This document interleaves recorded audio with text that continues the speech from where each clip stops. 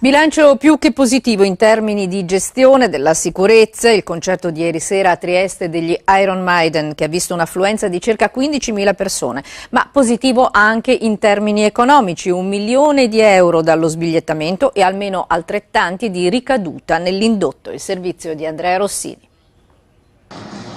Festa in Piazza Unità ieri sera a Trieste per 15.000 appassionati di musica metal, accorsi da tutto il nord Italia e dall'estero per ascoltare gli Iron Maiden.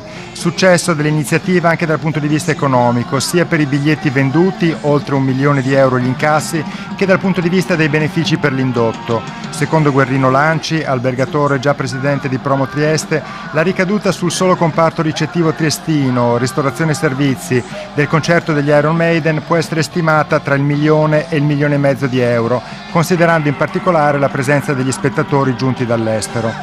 La serata si è svolta regolarmente anche sotto il profilo della viabilità e del traffico. La chiusura delle rive al traffico veicolare e della circolazione pedonale sulla piazza hanno permesso di evitare intralci sia nella fase dell'afflusso che del deflusso, come ha dichiarato Luciano Momic, vice comandante della Polizia Municipale, che ha espresso soddisfazione per il fatto che la Polizia locale non abbia registrato alcun tipo di inconveniente. Ma i più soddisfatti sono stati certamente gli appassionati di musica metal che hanno seguito con entusiasmo le 2 ore di concerto.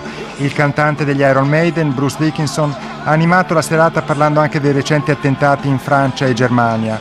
La migliore risposta che possiamo dare di fronte a questi atti terribili, ha detto il cantante britannico, è quella di uscire, divertirsi, stare insieme anche in serate come questa.